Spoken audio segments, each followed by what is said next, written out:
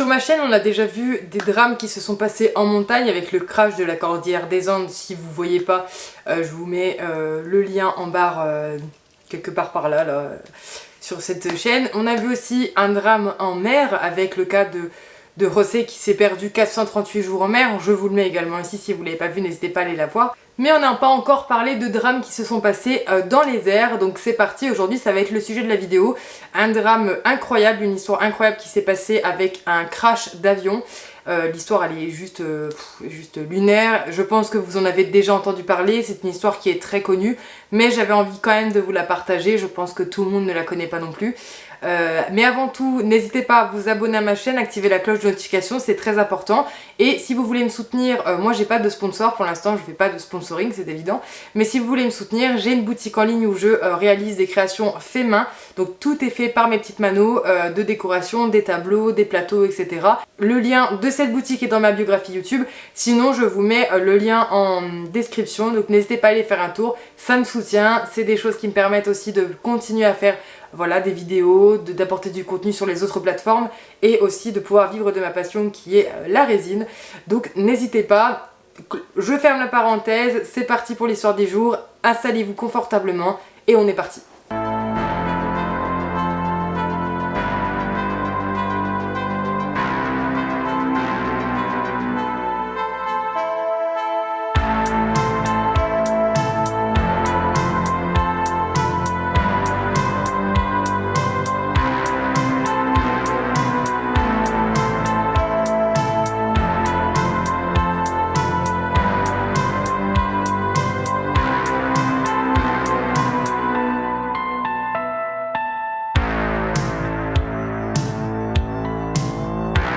Donc aujourd'hui, on va suivre l'histoire incroyable d'une jeune fille à l'époque qui avait 17 ans, qui s'appelle Julianne, je vous le marque là, Coexp, voilà, je vais l'appeler Julianne, ce sera beaucoup plus facile, qui a une histoire juste hallucinante.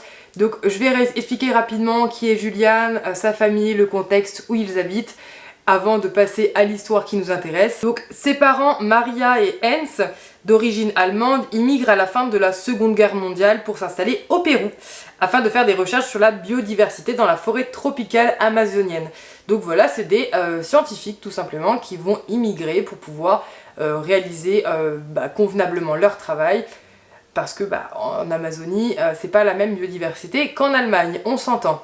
Donc ils vont vivre dans un premier temps dans la ville de Lima. La famille va s'installer à la fin des années 60 dans une station de recherche sur la forêt tropicale qui va être créée justement par le père de Julianne, Hans Wilhelm Coepke, je vous écris le nom, et il s'appellera la Pangana. Donc c'est là où la station est installée et porte le nom de Pangana tout simplement. Sa mère, Maria, avait souhaité que Julianne revienne avec elle à la Pangana le 19 ou le 20 décembre 1971, mais Julianne, qui souhaitait assister à la cérémonie de remise des diplômes à Lima le 23 décembre, a décidé de décaler son arrivée, puisqu'elle venait tout simplement d'être diplômée, donc voulait rester pour pouvoir profiter justement de ce moment et de récupérer son diplôme, comme toutes les jeunes de sa génération. Donc du coup Maria va accepter qu'il reste pour l'obtention du diplôme, et à la place du coup ils vont programmer un vol pour le réveillon de Noël, soit le 24 décembre, parce que tous les autres vols avaient été réservés sauf celui avec la compagnie Lensa. Le père de Julianne était absolument contre, puisque la compagnie avait très mauvaise réputation dans le coin, mais ils n'avaient pas le choix, c'est soit en fait ils prenaient cet avion là, ce vol là, soit ils ne pouvaient pas rentrer avant les fêtes de Noël. C'est donc le 24 décembre 1971 que Maria, la mère de Julianne, ainsi que Julianne vont embarquer dans l'avion. L'avion qui est un Lockheed L-188, c'est un avion de la compagnie aérienne péruvienne Líneas Aéreas Nacionales. Donc voilà, mère et fille sont contentes, ils ont hâte de pouvoir rejoindre Hans, donc le père et le mari, pour pouvoir fêter dignement les fêtes de Noël et accessoirement sortir la coupe de champagne pour le diplôme fraîchement obtenu par Julianne. Donc à ce moment-là, c'est sans appréhension, même si voilà, elle a toujours les phrases de son mari dans la tête, Maria, qu'ils prennent le vol pour la destination qu'ils devaient, donc pour rejoindre justement le père. Voilà, ils ont pas peur, il se passe, voilà, j'imaginaient pas trop ce qu'allait se passer après. Malheureusement, durant le vol, le temps, comme d'habitude dans toutes les vidéos de drame, c'est toujours à cause de la météo finalement, c'est la planète, c'est comme ça, et à des moments elle est comme ça. Donc la météo se gâte, un énorme orage va éclater sur le chemin, l'avion le traverse et malheureusement l'avion va être frappé par la foudre sur son aile et du coup il va commencer à se désintégrer et faire une chute libre. Juliane, qui est assise et attachée sur sa rangée de sièges, va être expulsée de l'avion et en fait va descendre en chute libre sur 3200 mètres. Mais en fait les sièges, vu qu'ils étaient accrochés par rangée de 3, vont servir comme de parachute. Ça va ralentir sa chute et elle va dégringoler sur son siège comme ça toujours accrochée, tomber dans l'épaisse forêt amazonienne qui va ralentir également sa chute grâce au feuillage etc. qu'il y a, c'est très dense, et va tomber comme ça de 3200 mètres de l'avion, pouf, tomber, s'éclater dans la jungle. L'avion lui va s'écraser dans la forêt tropicale péruvienne dans le district de Puerto Inca. Donc elle ne le sait pas encore à ce moment-là, mais Juliane est la seule survivante des 92 passagers et membres d'équipage du vol 508 LENSA. Après sa chute vertigineuse, Juliane va reprendre ses esprits peu à peu après un blackout total de plus de 4 heures où elle va être complètement sans connaissance tout simplement. En même temps, vu la chute, j'imagine bien qu'il faut remettre du temps à s'en remettre. À son réveil, une douleur vive et irradiante va la surprendre. Elle va avoir très mal au niveau de l'épaule, de la clavicule droite. Elle va avoir une douleur irradiante à la tête, elle a un peu mal partout, mais arrive quand même relativement à se déplacer en marchant à quatre pattes. Voilà, elle se faufile. Elle essaye de reprendre connaissance, elle essaye de comprendre ce qui vient de se passer, puisque j'imagine que ça a été tellement vite qu'elle n'a pas eu le temps réellement de percuter de ce qui venait de se passer, tout simplement. Donc oui, Juliane a survécu au crash de l'avion, mais elle n'est pas sans séquelles. Elle aura une clavicule cassée, une énorme entaille au bras droit, l'œil tuméfié, une commotion cérébrale et j'ai vu aussi qu'elle a eu des ligaments du genou atteints. Donc elle est quand même voilà, bien amochée, bien que franchement ça reste assez léger pour une chute aussi impressionnante.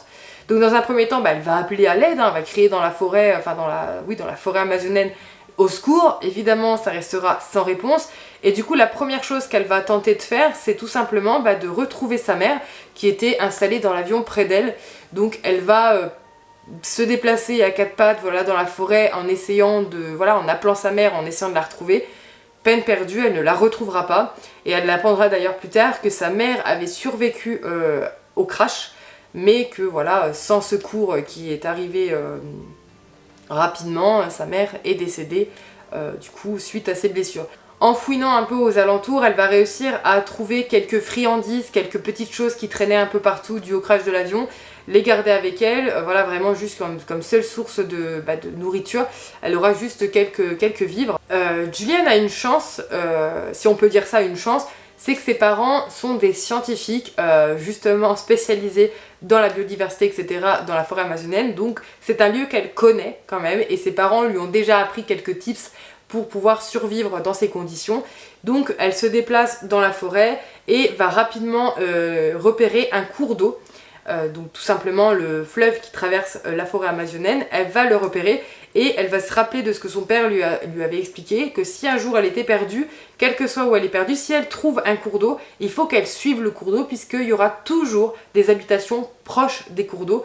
Donc tôt ou tard, en suivant le cours, elle retombera sur une civilisation, quelque chose d'habité, parce que justement les gens se mettent toujours proches des cours d'eau. Et surtout, le cours d'eau va lui permettre de boire, en fait, même si je pense pas que ce soit très conseillé, mais ça va lui permettre quand même de boire et d'éviter d'être dans la jungle proche des prédateurs, tout simplement, puisque il y a forcément de gros prédateurs dans la jungle. L'eau, ça la sauve pas, c'est pas une pierre d'immunité, mais ça lui permet aussi d'être quand même plus safe à cet endroit-là que là où elle a aucune visibilité, qu'elle peut se perdre et se mettre en danger beaucoup plus rapidement. Au cours de son périple, donc elle va continuer à avancer tant bien que mal grâce au fleuve, elle expliquera qu'elle n'arrivait même pas à dormir la nuit parce que la forêt amazonienne c'est un lieu qui est très chaud mais extrêmement humide et chaud humide veut dire énormément de moustiques et elle se faisait dévorer par les moustiques, donc c'était vraiment insupportable. Elle ne pouvait pas dormir, elle ne pouvait pas se reposer puisque dès qu'elle s'arrêtait en fait elle se faisait juste dévorer par tous ces moustiques.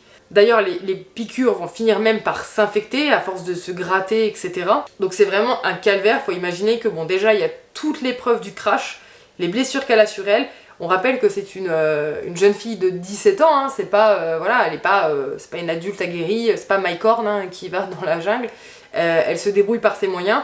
Donc là, on fait un petit bond dans le temps, on arrive à 9 jours, donc ça fait 9 jours entiers qu'elle marche dans l'eau, voilà, qu'elle n'arrive pas à se reposer, qu'elle a rien quasiment pour manger. Et du coup, elle va tomber sur une cabane de pêcheurs, un peu sur le côté de la rive, et elle va s'y rendre pour essayer de voir si du monde s'y trouve. À côté de la cabane de pêcheurs, il y a un petit canoë avec un moteur, et son premier réflexe, puisque pareil, en fait, elle suit les conseils qu'elle a appris au cours de sa vie, elle va prendre l'essence et la mettre sur sa plaie qui s'est infectée au niveau de son bras. Alors pour ceux qui sont sensibles, n'écoutez pas. En fait, la plaie qu'elle avait au niveau du bras s'est infectée avec tout ce qui est piqûres de moustiques et compagnie. Ce qui fait qu'en fait, dans son bras, il y avait tout un écosystème qui avait poussé. Il y avait plein de vers, si vous voulez. Il y avait des vers dans sa peau. Voilà, c'est bien... je crois que ça c'est ma hantise. Donc elle va verser l'essence qu'elle a trouvée sur son bras. Et c'était son père qui lui avait conseillé de faire ça en cas de plaie, etc. Et ça va lui permettre d'enlever, écoutez bien, 35 asticots de son bras. 35. Miam. Sans surprise, la douleur elle est si vive qu'elle perd immédiatement connaissance dès qu'elle a fini d'enlever. Bon bah déjà, je pense que voilà, enfin... c'est pas une vision qu'on a envie de voir sur soi-même. Donc elle perd connaissance donc sur le lieu, la cabane de pêche. Et au moment où elle reprend enfin connaissance, elle aperçoit un peu de façon troublée, puisque voilà, elle vient juste de reprendre connaissance. Elle aperçoit au loin des hommes qui marchent vers elle. Donc elle sait pas si elle rêve ou pas, hein, évidemment, c'est un peu délicat de le savoir à ce moment-là.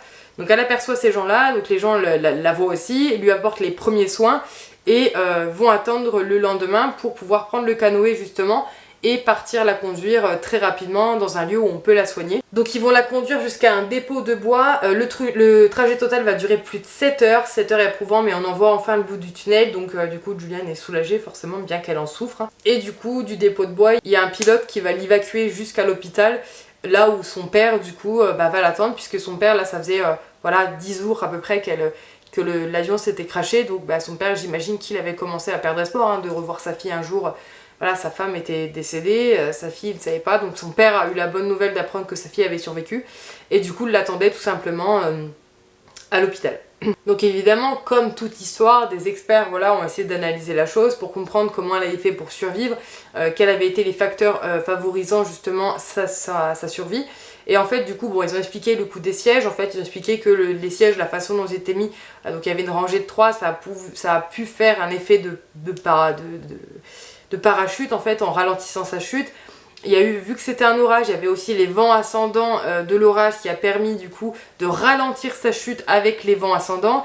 La forêt, la densité de la forêt amazonienne a permis justement que sa rangée de sièges, vienne se percuter contre les arbres et du coup, ralentisse sa chute. Et du coup, on a découvert plus tard que 14 autres passagers avaient survécu au crash, mais que malheureusement, ils étaient tous décédés, faute de soins en fait, tout simplement. Sachant qu'en plus, il faut savoir que quand vous avez, de toute façon on l'a vu avec Juliane, quand vous avez une plaie ouverte dans un milieu humide et chaud, ça va s'infecter beaucoup plus vite. Donc forcément, si vous êtes blessé dans un milieu comme ça, il va falloir vite vous soigner parce que du coup forcément ça va se développer beaucoup plus rapidement. Je vous cite Juliane qui a fait justement cette déclaration. « J'ai fait des cauchemars pendant longtemps, pendant des années. Et bien sûr le chagrin causé par la mort de ma mère et celle des autres personnes revenait encore et encore. La pensée, pourquoi étais-je le seul survivant, me hante. Ce sera toujours le cas. » Elle a déclaré ça en 2010. Le syndrome du survivant est très connu quand vous avez des drames comme ça et que vous avez quelques survivants. Ces personnes-là expliquent toujours qu'ils ont cette douleur, en fait, cette question de pourquoi moi, en fait. Pourquoi moi j'ai survécu et pas les autres. Et apparemment, ça doit être quand même compliqué à vivre, bien qu'on ait la chance d'avoir survécu. Ça doit être quelque chose de compliqué à vivre, je pense, au quotidien. Une fois que Juliane a été soignée, elle a aidé les équipes de secours à localiser l'avion, le crash où c'est situé. Donc elle a pu les aider à le localiser pour potentiellement essayer de voir si des survivants avaient été encore sur place. Bon, on connaît la réponse, mais aussi pour pouvoir récupérer les corps et pouvoir les rendre aux familles pour pouvoir les enterrer tout simplement. Le corps de sa mère, lui, a été retrouvé le 12 janvier 1972 et a pu être rapatrié pour pouvoir être enterré dignement et faire leur deuil. Juliane n'est pas restée vers Lima ou là où elles étaient. Elle est repartie vivre dans l'Allemagne natale de ses parents. Elle a étudié la biologie à l'université de Kiel et a obtenu son diplôme en 1980.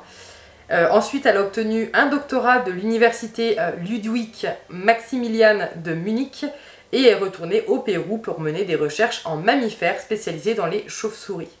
Donc elle est restée quand même sur les traces de ses parents en restant dans le domaine scientifique. Elle a publié sa thèse, alors la thèse c'est Étude écologique d'une colonie de chauves-souris dans la forêt tropicale humide du Pérou en 1987 et en 1989, Juliane va épouser Henrik Deiler, un entomologiste allemand spécialisé dans les guêpes parasites.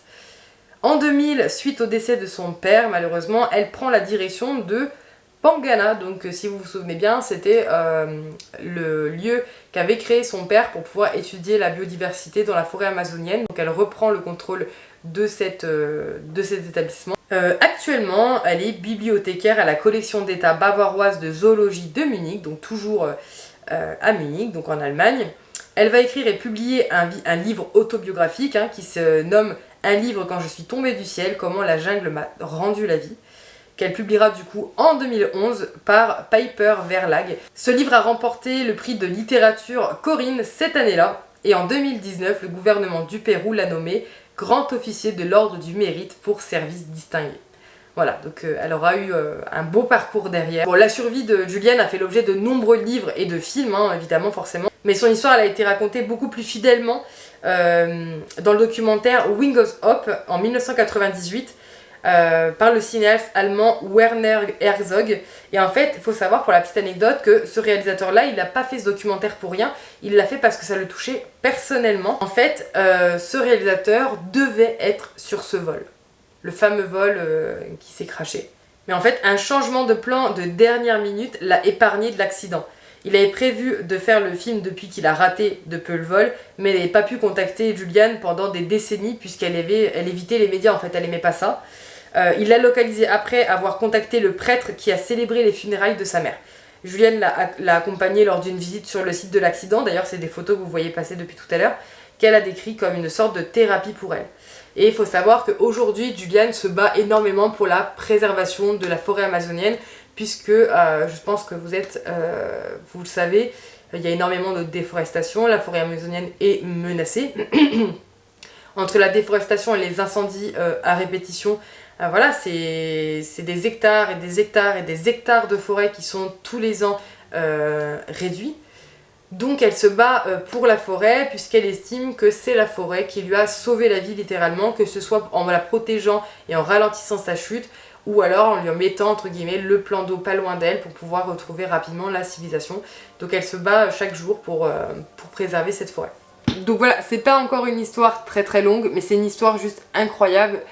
J'aime vous partager des histoires aussi comme ça où on montre un peu la puissance de la survie humaine et la puissance aussi des bonnes étoiles, parce que là je pense qu'il faut plus qu'une bonne étoile pour survivre à un crash d'avion. Enfin c'est pas genre un crash qui s'est fait dans l'eau ou enfin je sais pas comment vous l'expliquer. Là l'avion s'est disloqué en vol, donc il y avait quand même très peu de chance, bien que on va me dire oui mais regarde, il y avait quand même 14 personnes qui avaient survécu au crash. Ils sont décédés de leurs blessures certes, mais ils avaient survécu au crash, c'est vrai, c'est une réalité. Mais malheureusement, ils n'ont pas survécu, mais Juliane à 17 ans a réussi à s'en sortir. Donc voilà, c'est pas une vidéo très longue, j'espère que ça vous aura plu quand même. N'hésitez pas à me le dire dans les commentaires si vous connaissiez cette histoire, si vous l'avez appréciée, ou voilà, pour partager votre avis tout simplement. N'oubliez pas de vous abonner, c'est super important. Et du coup, je vous laisse et je vous dis à lundi prochain pour une prochaine histoire. Sur ce, adieu.